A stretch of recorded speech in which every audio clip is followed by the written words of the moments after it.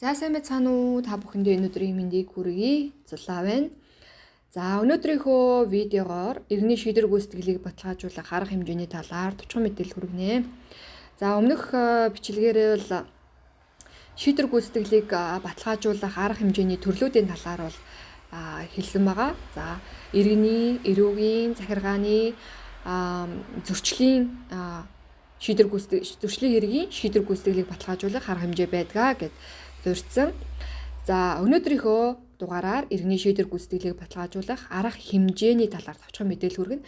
За энд арга хэмжээний талаар товчхон мэдээлэл хүрэхдээ за шийдвэр гүйцэтгэгч нь одоо ямар эрх хэдэлж ийм үйл ажиллагааг явуулдаг байх нэ гэдгийг нь тоочоод явна гэсэн үг. За ерөөхдөө 9-10 ийм үйл ажиллагаа байгаа. Одоо иргэний шийдвэр гүйцэтгэлийг баталгаажуулах арга хэмжээ нь болохоор ерөөдөө төлбөр төлөгч, төлбөр авагч гэсэн талууд оролцож байгаа тий. За дээрэс нь бие даасан шаардлага гаргасан 3 дахь чиглэл гэсэн бас төлөөлөгч бас оролцож болно. За тэгээд дээрээ итгэмжлэгдсэн төлөөлөгч бас оролцож болно. За төлбөр төлөгч, төлбөр авагчийн хувьд бол хувь хүн хуулийн этгээд байж болно. Тэгээд жишээлх юм бол би заахлан сонсож байгаа хүмүүстээ зориулаад жоохон товчхон мэдээлэл хүргэе гэх юм бол яг одоо иргэний шийдвэр гүйцэтгэлийг баталгаажуулах арга хэмжээ ер нь яагаад давхуулсан юм бэ? Тэгээ энэ ер нь юунаас ихтэй юм бэ гэд энэ дээр нэг товчхон мэдээлэл хүргэе гэж бодож байна. Яагаад тэгэхээр зарим хүмүүс нь бас ойлгохгүй ч магадгүй. За тэгэхээр би хин нэгэнд батад ч юм уу тий бат надаас мөнгө зээлцэн. Тэгээ миний мөнгийг тогтсон хугацаанд өгөхгүй байсараагаад би шүүхэд тандаад за шийдвэр гаргуулад авцсан. За шийдвэр гаргуулад авцсан ч гэсэн шүүхэн шийдвэрийг бат биелүүлэхгүй байна гэж бодъё те. Энэ тохиолдолд би шүүхэн шийдвэр гүйцэтгэх газарт хандаад шүүхээс гүйцэтгэх хууз албадан гүйцэтгүүлэх захирамжаа барьж очиод шийдвэр гүйцэтгэгчд хандах нь байна. Шийдвэр гүйцэтгэх байгууллагад хандах нь байна. За шийдвэр гүйцэтгэх байгууллага маань маш олон шийдвэр гүйцэтгэгч гэдэг хүмүүс ажиллаж байгаа. Тэгэхээр төрийн албаагч гэсэн үг тийм ээ. За шийдвэр гүйцэтгэгч миний одоо нөгөө нэг батад өгсөн миний мөнгийг батаас гаргуулад надад олгохын тулд ажилдгаа л гэсэн үг. Тэгэхээр би болохоор төлбөр авагч нь бат төлбөр төлөгч нөө гэд ойлгочих хэрэгтэй. За тэгэхээр энэ үйл ажиллагааг буюу одоо шийдвэр гүйцэтгэгч одоо миний мөнгийг батаас авч өгөхын тулд одоо дараах үйл ажиллагааг хийх хэрэгтэй байх нь хуулиараа заагаад өгсөн. За энэ үйл ажиллагаанд нь ямар төрлийн үйл ажиллагаа хамаардаггүй гэхлээр за нэгдүгээрт за төлбөр төлөгч, төлбөр авагч буюу бат болон намайг дуудаж ирүүлээд за ийм үйл ажиллагаа явуулж байгаа шүү гэдгийг хэлнэ тий. Ийм одоо нэг иргэний шийдвэр гүйцэтгэлийг харах буюу гүйцэтгэх бичиг баримтын шаардлагыг албадан гүйцэтгэх ийм бичиг баримт заасан ийм арга хэмжээ явагдаж байгаа шүү гэдгийг хэлнэ. За хоёрдугаарт нь за энэ арга хэмжээг биелүүлэхэд шаардлагатай баримт бичиг лавлгаа тодорхойлтуудыг төлбөр төлөгч болон төлбөр авагч буюу надаас одоо батаас гаруулаа авах хэрэгтэй байх нь. За хуулиар холбосон эрх нь. За 3 дугаарт нь бол төлбөр төлөгчийн хөрөнгийн тухай мэдүүлгийг гаргуулаа авах. За тэгээд төлбөртэй этгээдийн бүртгэлд бас бүртгэдэг байх нэ. За 4 дугаарт нь төлбөр төлөгчийн үйл ажиллагаанд холбогдох санхүүгийн болон бусад баримт бичлэгт үйлчлэг хийх эрхтэй. За одоо жишээлх юм бол батын бичиг баримтанд бол санхүүгийн болон одоо бусад бичиг баримтанд бол үйлчлэг хийх эрхтэй байх нь тийм үү. За 5 дугаарт нь одоо жишээлх юм бол төлбөр төлөгч болон төлбөр авагч бат болон надад одоо энэ гүйцэтгэх баримт бичгийн шаардлагыг хангах зорилгоор тодорхой үүрэг хүлээлгэх эрхтэй. За энэ тухай мэдээлэл бас хөрвүүлдэг байх нь. За ингэж болохгүй шүү, тэгж болохгүй шүү. Эд хөрөнгөө зарж өөрч борлуулж болохгүй шүү.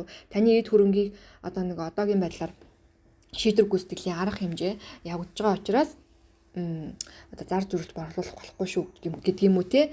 За ийм тодорхой үүрэг хүлээлгэх арга хэмжээг авах хэрэгтэй байх нь. Одоо төлбөр төлөгчийн хувьд гэх юм бол батад үүрэг хүлээлгэж болно гэсэн үг. За 6 дугаарт нь төлбөр төлөгч түүний эд хөрөнгийг за эзэмшиж ашиглаж байгаа этгээдийн орон байрнаас бусад газар барилга байгууламж, агуулгах сав, эзэмшил газарт нь нэвтрэн орж үзлэг хийх хэрэгтэй. За батын одоо эзэмшиж ашиглаж байгаа одоо орон байрнаас нь бусад тий газар, байгууламж, барилга байгууламж, агуулгах сав, эзэмшил газар тий тэрэнд нь нэвтэрч ороод тэнд нь үзлэг хийх эрхтэй байх нэ шийдвэр гүйцэтгэгч. За 7 дугаарт нь за төлбөр төлөгч буюу батыг за албадан нүүлгэхээс бусад тохиолдолд буюу одоо ахлах шийдвэр гүйцэтгэгчийн зөвшөөрснөөр за шийдвэр гүйцэтгэгч маань дээр ахлах шийдвэр гүйцэтгэгч гээд даргатай байх нь тийм ээ. За тэгээд тэр хүний зөвшөөрлөөр төлбөр төлөгч одоо бол буюу батын төрөнгийг одоо эзэмшиж ашиглаж байгаа этгээдийн орон байранд нэвтрээ ороод бас үзлэг хийх хэрэгтэй байна. За бат нэг өөр газар амьдарч байлаа гэхэд батад одоо 2 3 байр байж болно тий. Өөр хүн амьдардаг байж болно тий. Тэр шийдвэр гүйцэтгэж ахлах шийдвэр гүйцэтгэж байгаа зөвшөөрлийг авчаад тэр түрээсэлж байгаа 2 3 байранд нь нэвтэрч ороод үзлэг хийх хэрэгтэй байх нэ. За 8 дугаарт нь за төлбөр төлөгч буюу батын бие за биет нь бэлэн мөнгөнд нь за бусад хөрөнгөнд нь үзлэг хийх за тэдгээрийг битүүмжлэх барьцаалах хураа авах худалдан борлуулах хураа авсан эд зүйл хөрөнгийг хадгалуулах хамгаалуулахаар хүлээлгээ өгөх хэрэгтэй байх нь. За энэ нь болохоор нөгөө нэг тухайн одоо эд хөрөнгөнд нь одоо надад мөнгөө батын надаас авсан мөнгийг надад эргүүлж өгөхийн тулд ийм үйл ажиллагаагаа л явуулаад байна гэсэн үг. За тухайн хүний нөгөө биедэн үзлэг хийж болж байна. Бэлэн мөнгөнд нь. За тэдгээр одоо бусад эд хөрөнгөнд нь те эд хөрөнгийг нь үзлэг хийгээд битүүмжлээд барьцаалаад хураа аваад худалдан борлуулад хэрэв худалдан борлуулчих юм бол надад худалдан борлуулсныхаа дараа одоо надад олох ёстой мөнгийг олгоно гэсэн үг. За тэгээд битүүмжилсэн, барьцаалсан, хураа авсан эд зүйл хөрөнгийг бас үнэлүүлэх. За энэ үйл ажиллагаанд үнэлгээчнийг оролцуулах эрхтэй. За үнэлгээч нь томилоод одоо нөгөө Монголд бол маш олон үнэлгээний байгууллагууд байдаг. Тэгэхээр одоо ямар батад 2 3 байр байлаа гэж бодоход тэдгээрийг битүүмжлээд за хураа авсан байх юм бол одоо тэр хөрөнгийг нь үнэлээд тий үнэлгээч ямар үнэлгээ гаргах нь тэр үнэлгээчний үнэлгээг нь сонсож агаад тэгээ дуудлага худалдаа явуулж агаад за дуудлага худалдаанаас олсон орлогыг надад олгоно гэсэн үг. За ийм байдлаар ерөөхдөө миний одоо батад өгсөн мөнгийг буцаагаад надад гаргуулж өгдөг одоо байгууллагыг шүүгэн шийдвэр гүйцэтгэх байгууллага за тэр үйл ажиллагаа хэрэгжүүлж байгаа хүнийг нь шүүгэн шийдвэр гүйцэтгэгч гэж нэрлээд явах нэ гэсэн үг. Ерөөхдөө нөгөө нэг энгийн үгээр тайлбарлах юм бол за төлбөр төлөгч ингээд олдохгүй байлаа гэж бодъё те. Бат аль нэгэн тийшээ алга болсон ч юм уу одоо гадагд гараад бишээ одоо хаан ч гэдэг Монголд хаанааг нь мэдэхгүй байх юм бол тухайн хүнийг нь одоо ерөн сурвалжуулж болох нь. За дээрэс нь батад ямар эд хөрөнгөтэй байгаа нь тодорхойгүй байх юм бол бас батын эд хөрөнгийг бас ерөн сурвалжлах эрхтэй байх нь. За тэгээд улсын бүртгэлийн байгууллагад хандаад улсын бүртгэл рүү албан бичиг явуулж байгаа. За энэ батын нэр дээр ямар эд хөрөнгө байна вэ гэдгийг лавлгаа тодорхойлтыг гаргуулan авах бас эрхтэй байна. За үүнийхээ үндсэн дээр одоо миний хурлыг барагдуулах үйл ажиллагаа явуулж байна л гэсэн үг. За эртний шийдвэр гүйцэтгэх ажиллагааны оролцоос гаргасан бас гомдлыг бас хянан шийдвэрлэх хэрэгтэй. За зарим хүмүүс нөгөө нэг миний орон сууцыг аяйгуу муу одоо маш муу үнэлсэн. Одоо зах зээлийн үн ханшнаас маш муу үнэлсэн. Би энэ дээр гомдолтой байна гэх юм бол бас энэ гомдлыг бас хянан шийдвэрлэх үйл ажиллагаа бас явагдана. За тэгээд за төлбөр төлөгч буюу за батын банк эрх бүхий хуулийн этгээдэх мөнгө хадгаламж харилцах данс за хөрөнгнөөс нь суутгал хийх хэрэгтэй. За дансны зарлагын гүлийг нь бас хаах хэрэгтэй. За дээрэс нь дансны зарлагын хөдөлгөөнийг хаасан бас нээх хэрэгтэй. За эзэмших хэрэгт нь бас хязгаарлалт тогтоох хэрэгтэй.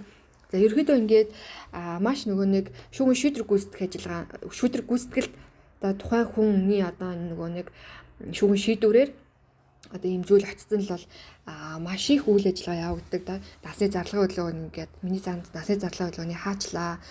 одоо ерөөсөө орлого зарлага ерөөсөө гарахгүй байна гэд маш их гомдол санал гардаг.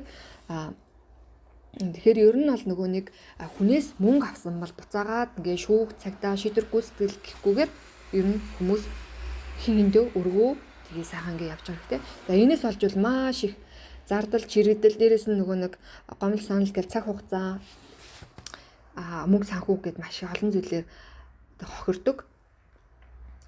За тэгээд мөн 14-т нь бол төлбөр төлөгчийн улсын бүртгэл бүртгэгдсэн эрхийг нь бас төтгөлзүүлэх хэрэгтэй байх нь. Одоо ямар нэгэн улсын бүртгэлд ямар нэг ид хөрөнгөтэй ч юм уу те байсан ба тэдгэрийг нь эрхийг нь төтгөлзүүлэх хэрэгтэй байх нь. За гадаадад зарчих эрхийг нь төтгөлзүүлэх хэрэгтэй байх нь. Тэгээд дээрэс нь одоо батын үйл хөдлөх ид хөрөнгө байх юм бол одоо миний удирдлагад бас шилжүүлэх хэрэгтэй. Маш олон ийм эрхийг одоо хэрэгжүүлдэг ийм байгууллага байгаа. За дээрэс нь нөгөө худалдан орлогдоогүй хөрөнгийг төлбөрт тооцсон суудгаж төлбөр авахчид бас шилжүүлэх эрхтэй. За тэгээд одоо жишээлх юм бол одоо ямар нэгэн дуудлага үнэлгээч нарийн төрөнгийг үнэлүүлээд худалдан орлогдоогүй байх юм бол би нөгөө тухайн төрөнгийг төлбөртэй тооцоод буцаа авчиж болох нь байна шүү дээ. Тийм. Тэгээд ийм эрхтэй байх нэ. За ерөөдөө маш их эрхтэй. За ийм байна. За энэ удаагийнхаа дугаарыг энэ хүртэл хүргээд өндөрлөе. За дараагийнхаа дугаараар эрүүгийн шийдвэр гүйцэтгэлийг баталгаажуулах арга хэмжээний талаар очихын мэдээлэл хүргэнэ. Тэгэхээр эрүүгийн шийдвэр гүйцэтгэлийг баталгаажуулах арга хэмжээ бол мэдээч хэрэг нөгөө нэг эрүүгийн хэрэгтэй холбоотой учраас хорих, цагдаа орох одоо ангитэй тэрнтэй холбоотой л юмнууд ярина гэсэн үг.